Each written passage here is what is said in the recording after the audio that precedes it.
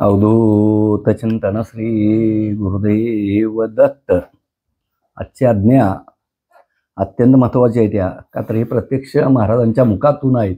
का तर असंख्य भक्त चुकून आपला विनाश कुठं होतो आणि आपलं नुकसान जीवनात कुठं होतं हे स्वतः भगवंतांनी ह्यामध्ये आज्ञेत सांगितलंय। आणि ह्याचा विचार सर्व खरोखर तळमळ असणाऱ्या भक्तांनी करावं की आपण चुकतो कुठं, तो पॉईंट प्रत्यक्ष भगवंतांनी सांगितलंय आणि ह्याच्यावरूनच आपण काय केलं पाहिजे हे शिकायला हरकत नाही। आज्ञा ऐका। श्री अनंत कोठी ब्रह्मांड नायक राजाधिराज योगीराज श्री गुरु नरसिंह सरस्वती स्वामी महाराज यांची आज्ञा गुरुवार दिनांक 12/4/2018 वेळ 7:11 भक्ती मार्गामध्ये वाटचाल करीत असताना त्या भक्ताच्या बुद्धीमध्ये संयमता व शांतता व मनामध्ये संतुष्टता आहे असा भक्त मोहावरती विजय मिळवू शकतो। मनात संतोष असला पाहिजे, संयमता आणि शांतता असली तर आपण मोहावर विजय मिळवू शकतो व भक्तीमध्ये लीन होतो।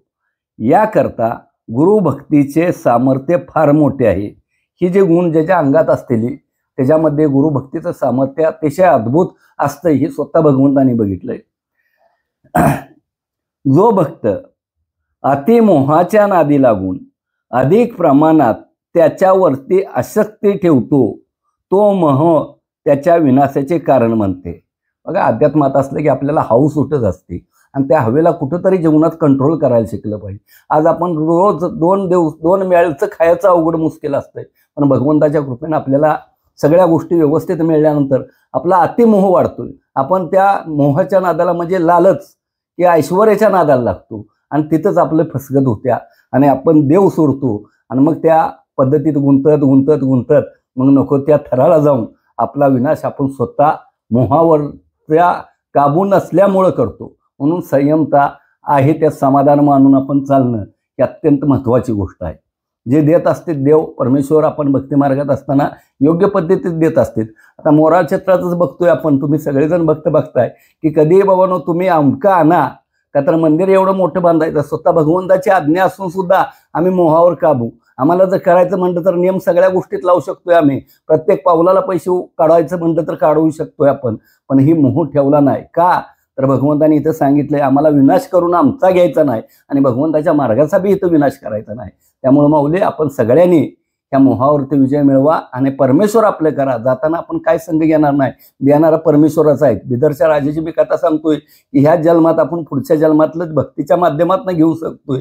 आपण कुठलीही गोष्ट जाताना नेऊ शकत नाही, पण अध्यात्मात जर आलून प्रामाणिकपणे भक्ती केली, मोहावर काबू ठेवला तर ह्या जन्मात सुख समाधान शांती आहेत, पण पुढच्या जन्मातली सुद्धा तरतूद भगवंत करतात। ही 9व्या अध्यायातनं आपण गुरुचरित्रातलं बोध घ्यायला हरकत नाही।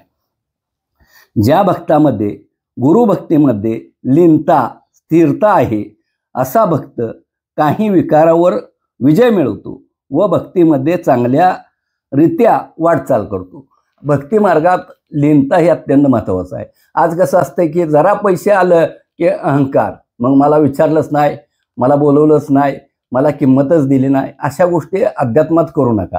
का तर भगवंताला कोणीही भक्त समान आहेत, अब्जाधीश असू दे नाहीतर झोपडीतला असू दे, देव फक्त भाव बघत असतात, पैसे संपत्ती बघत नसतात। ह्या गोष्टी बी आपण ह्यामध्ये लीनता, भगवंतापाशी लीनता ठेवा। माणसापाशी तुम्ही कसेही वागा तो भाग वेगळा आहे, पण भगवंतापाशी लीनता ठेवायला आपण हरकत नाही। अवधूत चिंतन श्री गुरुदेव दत्त।